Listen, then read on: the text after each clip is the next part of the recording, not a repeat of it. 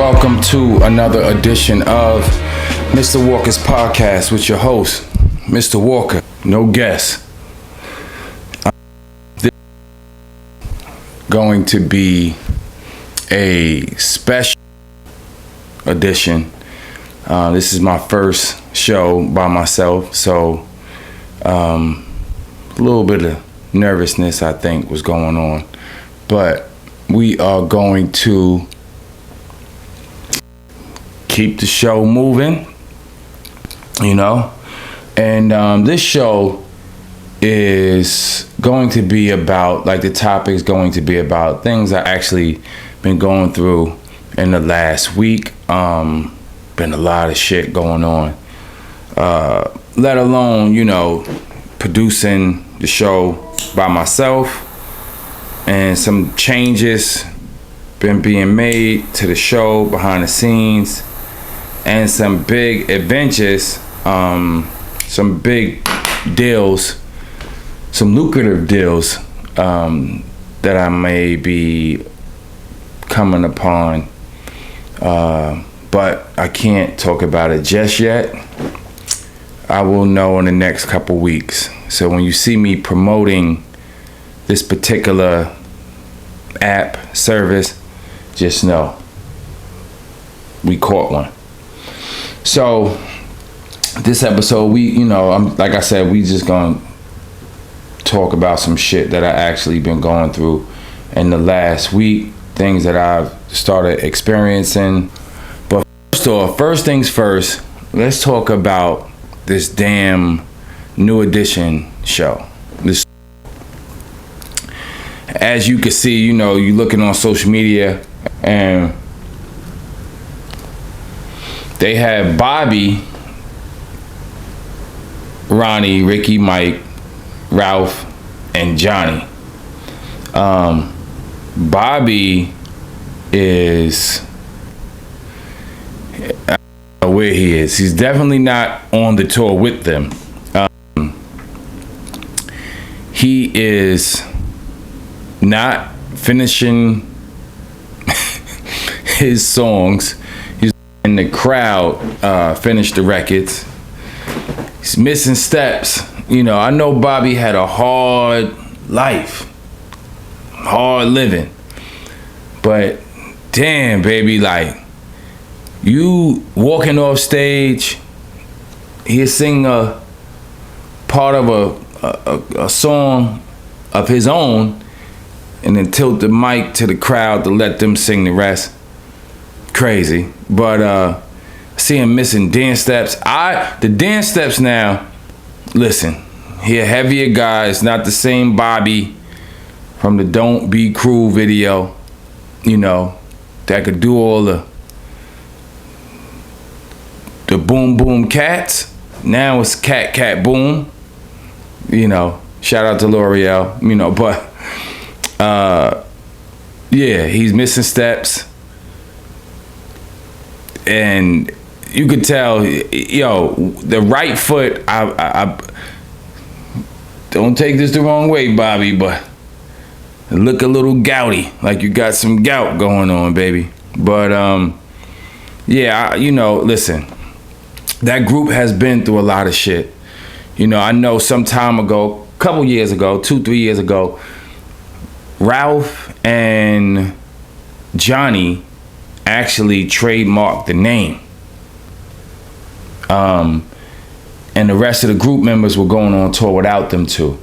They just, I think in 2020, 2021, they got it together, and I guess they allowed the rest of the group to eat off the name, so all the members have a piece of that any New Edition name now. But overall, me snapping on Bobby, his sauce, that barbecue sauce, that all the seasonings are great, but you could definitely tell he might be chefing up some shit in the back before the show start, and that right foot just looked like a football when down that stage. But other than that, the opening acts, Tank, guy and begging ass Keith Sweat, begging his ass off for a piece of that cooch. You know, ladies, you know what I'm talking about Keith, so don't act like you don't. But other than that, the show is a dope show. Tank is busting ass, and you know, as much as I despise the begging, you know, the begging Keith Sweat shit, he gets busy too. So he got some hits. Yeah, so if you haven't seen the show yet, check it out. It's overall a dope show. But the crazy thing is, while I was there checking the show out, falling in and out of sleep, because I could fall asleep anywhere. I work a lot and bust my ass. But it seemed like people were doing more recording, posting, than actually partying. And it's like, you could see some people I seen a couple in the crowd, them motherfuckers was doing all the dance moves from the 80s and 90s. Like they didn't have time to record. They might have just like got back together after a fight or some shit and decided to go to the concert and, you know, rekindle some shit, because the way they was dancing, or they just might be the best of friends in a relationship, but they were definitely in a relationship. I seen a lot of ass grabbing and tongue kissing. So, you know, that's some high school shit. So, but yeah, a lot of people were recording, and I was like, damn. And you know, some of the outfits, from what I seen on social media, they are very similar from state to state. So, you know, you recording and posting it is killing, and then you giving away too much of the show. So that's it's the weirdest shit in the world for me. I mean, I understand recording it for yourself and saving the moment, but that's the problem nowadays anyway, with like people on cell phones. Like you could see people on social media, they quick to pull out their phone to record somebody dying or a crime happening or whatever the case may be. But and I know this is different, but it was like, yo, just come to enjoy yourself. That's why Kevin Hart he don't allow cell phones in the spots, because like the show is sort of the same from state to state. So it's a routine. And if you taping the shit and posting it on social media, you messing the routine up. So, but other than that, it was dope. And I was talking with my friend about this shit the other day. Speaking of cell phones, she actually brought her cell phone company up while I was talking to her, and it blew my mind, the company that she actually said she had. Now this is not a child, this is a grown ass woman. And when she said the company that she deals with, I damn near fainted. First of all, I'm gonna tell you. But at some point in your life, getting a reputable cell phone company, someone that's been in the game for a minute, and that does decent business, I think at a certain age you should get one. It's almost like being a grown up and having fucking the general insurance on your car. When you know Geico and Progressive been out there forever, you want to go with motherfucking the general or some fucking decap or some shit like that. She said that she had Metro PCS. And when she said it, like I said, I almost fainted. I said, what, who, what, wait, huh? So, yeah. So it's 3 cell phone companies, lines, or that I wouldn't, necessarily expect a grown-up to have. And those are Cricket, Metro PCS, and Boost. Like, those are equivalent to like a bullshit car insurance when you're a certain age. You know what I mean? It's like, who at 30 plus years old has those? And the crazy thing is, Boost, their family plans, I believe, are great. But their phones, I believe, are like 3G. Because whenever you talk to somebody on a Metro PCS, well, my experience, whenever they are in a building or in a basement, their phone sounds like fucking, their voice turned into RoboCop. Like, it's the worst shit in the world. And it might not even be the phone. It might be the 3G, the 5G, or the, whatever. But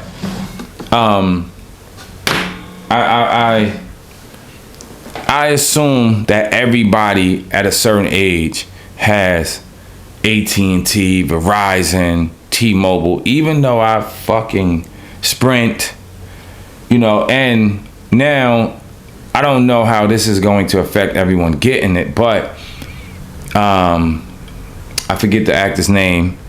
Help me if you can. But the guy, the actor that acquired, he built up Cricket and then sold that bitch to, I believe, T-Mobile. So for, I believe, like $1 billion, some shit like that. He also had, I believe, Aviator liquor. So, and I think he sold that off and got like 350 million or some shit like that, something like that. But at what age do you get a decent cell phone company? And is Metro PCS, Cricket, or Boost acceptable for grown-ups? Is it acceptable? And fellas, if you ran into a girl and you start kicking it with her, and she then told you that she had Metro PCS, Cricket, or Boost, keep it 100. Would you look at a certain way? Hearing a woman hear that she got a Boost mobile plan, there is a slight, like, you might be a bum bitch. Listen, I'm just reiterating what I've heard on this mic for us to share. I figured I'd talk about this because it is certain people in the world that refuse to get one of those other plans. But if you have one, tell me about it. I would like to hear. Me personally, I'm not. I'm not doing the Metro PCS, Cricket, or Boost. So, good luck to those people, that have those lines. And one thing I can say about Cricket is that I remember when it came into when it was coming up to like the tri-state area, because I believe it started like down south somewhere, some shit like that. And one of my uncles was talking about buying some stock in it, and at the time it was bullshit, like as far as what we would have to invest to grab a few shares of it. But we wound up not doing it, and then like 2 years later the stores and shit started popping up. So that was one investment that I wish that I would have jumped on right away, but it didn't happen. And speaking of my uncle. I have two.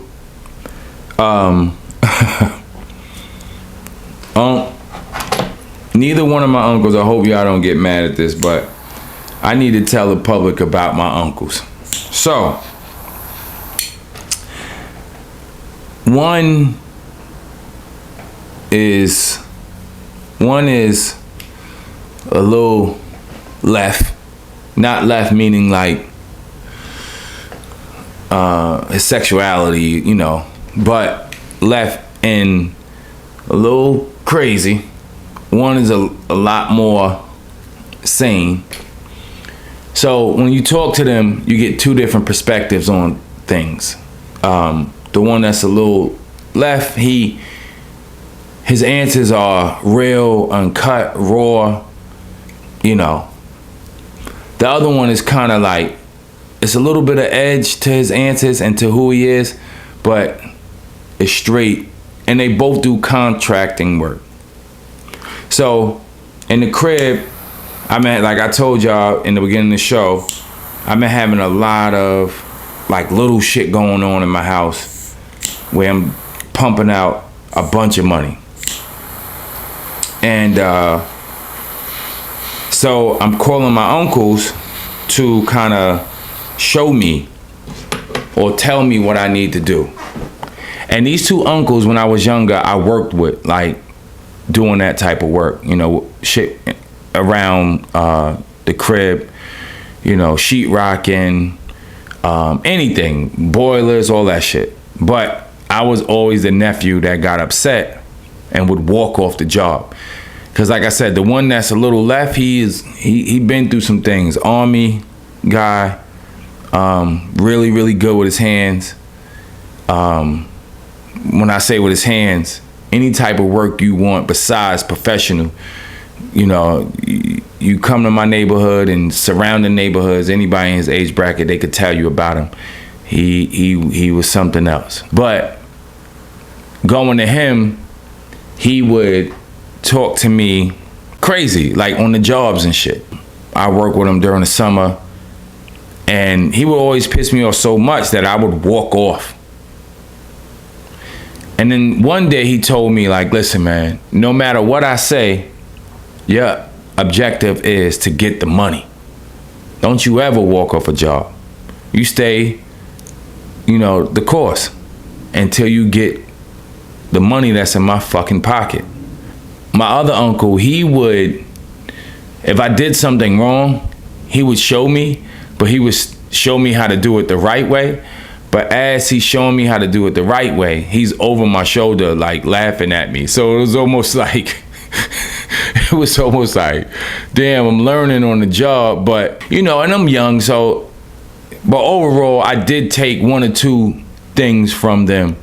Spackling, painting, hanging sheetrock. I could do that.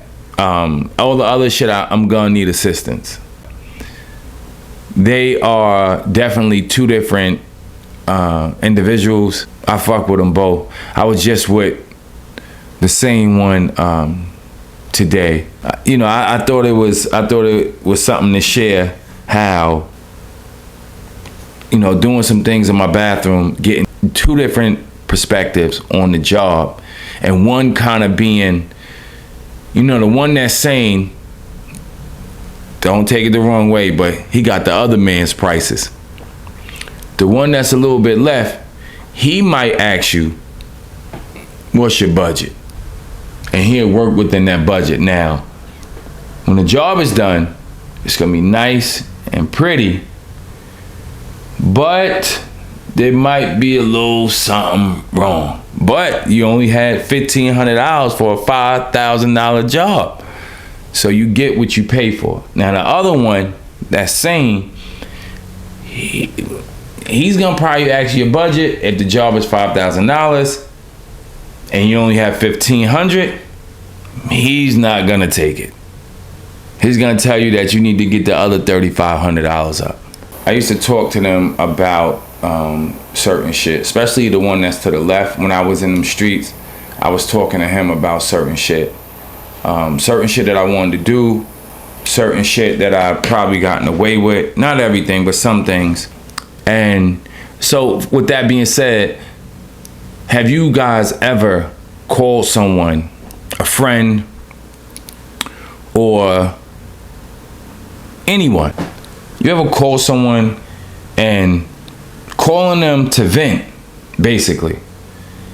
And when they actually answer the phone, oh, yo, you know, what's up or whatever, you know? And I'm like, yo, I got an issue. I need to get this shit off my chest. So for instance, I got two brothers, one younger, one older. They're gonna probably kill me for this, but I gotta say it because the shit is hilarious. So, like I told you, I've been going through some shit for the last couple weeks. Nothing too crazy, but, you know, just little shit. Dishing out a bunch of money.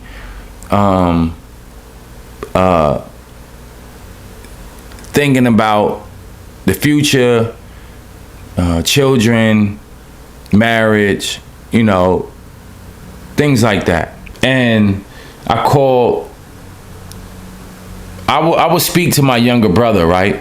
But I wouldn't tell him certain shit. But calling my younger brother, most of the time when you call him, he blazing. He working, and or he's not working and he's blazing. When I call a younger brother and I begin to tell him my issues, his response is always, word, bro. The whole fucking conversation with him responding, I'm going through some shit. I might be depressed. And the same answer you're going to get from my younger brother would be, damn, bro, word, bro. The whole conversation. And then he gonna giggle somewhere in there. He's like, yo, I gotta call you back. Never call you back. Now that older one, he a whole trip. Let me tell you what he does. I call my older brother. Yo, what up? Yo, this is me. Yo, bro, I need to holler at you, man. I'm going through some shit. You know, I'm a little fucked up. I need to get some shit off my chest. A little depressed about something, you know. He's on the other line. Word, what's up? Talk to me. Holler at me, Slim. I'm giving him the whole spiel, right? And this is when the conversation goes left. This is when I know my time has ran out. Can I say something? I'll be like, yeah, bro, go ahead. Then he'll give advice.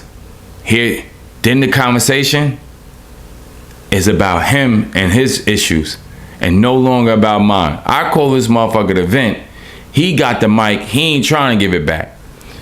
And then it's a little break in the conversation.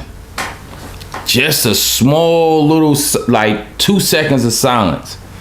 And you would expect that's your chance to go back in about your shit. He then says, oh, somebody on my line, I gotta take this, I'll call you back. After I get off the phone with him, I feel like, damn, I had so much more to say. My older brother ain't the person. He gonna listen for the first few minutes, a minute. That's all you got, of spilling your shit. Then the psychiatrist shit gonna come out. Can I tell you, can I give you some advice? And the advice he gonna give you has nothing to do with he gonna say, yo, you ever scramble some eggs at night? You ever eat breakfast for dinner? Isn't it good? Yo, that shit is good, right? That shit had, the shit he responded with to my pain and my hurt had nothing to do with the phone call I made to talk to him about the issues that I'm having with Shorty. Those are my two brothers in a nutshell, the younger one and the older one. And when I kind of like go in my fucking cocoon and lock myself in my crib and just work on editing, fucking clean some sneakers. Shit, I'm thinking about even getting a fucking fish tank just to sit and watch the fish do nothing. And I know I'll probably kill those motherfuckers because I can't take care of plants. So, but yeah, those are the my brothers are something else. So like I said, at the end of all of that, I'm fucking still stuck with the same problems I had after calling her. And you know, you can't tell everybody your problem shit, because everybody got a fucking opinion about, you know, your relationship or what you should do. And then you look around, it's like, well, damn, a lot of people give great advice and they can't take their own advice. You gotta have one particular person that give it to you straight, that tell you when you fucked up, that tell you that you need to take accountability for your actions in the situation, in a relationship. You know, it's not always the other person's fault. You did something. And that's the biggest problem with people, like taking accountability for their actions as well. You know, what I've learned as far as like when it comes to relationships is a lot of times those shits are not going to be, no relationship is perfect, right? But you can somewhat have it. You could look at other people's relationships and be like, how the fuck are they functioning like that? You might see them go off every few minutes away from people and argue and come back and they are right. And that might be the way that they hash out their shit, right? For you and your chick, y'all probably don't do that. Y'all probably wait to get in the house and do it, or argue all the way home while in the car. You know what I'm saying? So everybody's situation is different. That's the key. Like, you have to find what works for you two, right? And it's better to do it together than apart. And that's been a problem for me as well. Like, I'm not gonna lie. A lot of times, I'm passionate about certain shit, but I've grown to like cut off the fat. And through the years, I've made my circle smaller, like very small. And I know as I get older, the only person I would really want as my best friend is my woman. Another thing I wanted to discuss, because I seen some shit that was kind of like disturbing the other day. I watched this kid walking to school, and I could have sworn that this kid was drunk. It was about 7 o'clock in the morning. I seen this kid coming out the bodega, tightening up his book bag. He looked like he could be about 16. He had a Poland Spring bottle, and he was squeezing the bottle. Like the water was just not coming out fast enough. Now, mind you, it's 7 o'clock in the morning. It wasn't a juice. It wasn't a cold coffee. It wasn't a Starbucks coffee. It wasn't a whatever, right? It was water. Now, me being the person that I am, I automatically assume that this kid had a hell of a night and he's racing to math class. But while going there to school, he's a little tipsy, or had a hell of a night and he's actually drunk, hungover. But who the hell, especially a young kid, enjoys water that much where they have to squeeze it to come out? You know what I'm saying? Like, it's not a lot of people that really love water like that. Like they just crave it. You know, you would see a kid drinking juice like that. You understand what I'm saying? A lot of people, soda, juice, whatever, but not water. Water is fucking boring. Like, you pee in the bathroom after your friend, and the bathroom smell like fucking throw up, because they not drinking enough water. So people enjoying water that much, you just don't see it. It's rare. So when I seen this kid doing it, I was just like, that's that Georgie.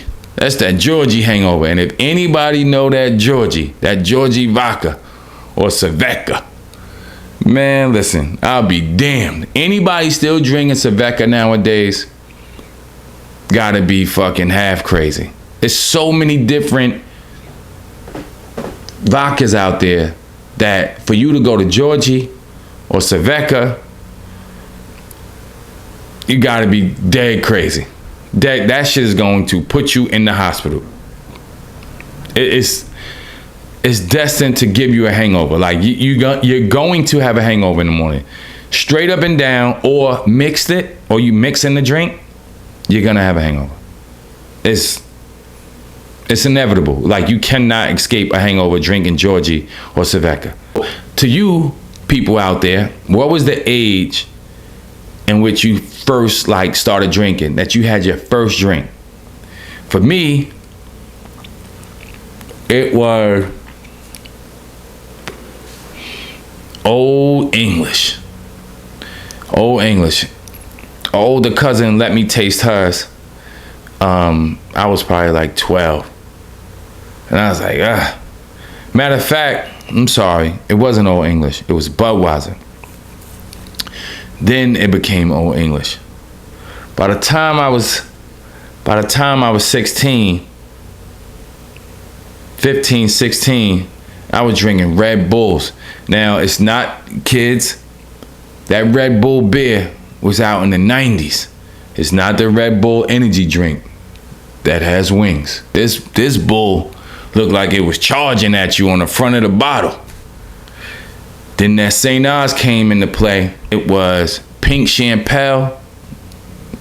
Listen, I'm of age. That Pink Champale, if you don't know nothing about that, check it out. And every once in a blue, somebody would steal a little bottle from their peoples of that Mad Dog 2020. And that Cisco, that shit ain't nothing but liquid crack. Cisco is gonna put you out, like, for sure. And you can get a half a pint of Cisco. It's gonna finish you. I promise you. And if you don't believe me, ask anybody about that fucking Cisco. I think that we are going to close out this show. As you can see, we doing some things in here, you know, and got some camera action going, you know, some new artwork behind me. Sarah Bella candles, rocking. It's that Love Jones. She also has that She Shed for women. Check it out on her website. But that Love Jones popping, that Man Cave popping, and check out that She Shed. But this is my second favorite. That my first joint is the Man Cave. Man Cave joints are fire. Anybody out there with a product, let's help one another. You know what I'm saying? Like, you have something you're working on, you want to get it out there. My platform, I will have no problem sharing it with you. Just be consistent with showing the love. Send it to me, hit me in the DMs, let me know what you got, what you're working on, and I will definitely put it on the desk, wear it, whatever, talk about it. And it doesn't have to be about money. You know what I'm saying? If I enjoy what you send me, I have no problem talking about it. So as the platform grows, more and more people will hear about your shit. But, you know, we have to start somewhere. I'm going to close out this show. I hope that you enjoyed me by myself and this camera action going. The new artwork here. You know what I mean? Take the risk or lose the chance. I'm betting on myself. I know what I could be. I know what I'm going to be. I know what this show is going to be. That's perfect. Gonna close out with We Rollin' Bitches.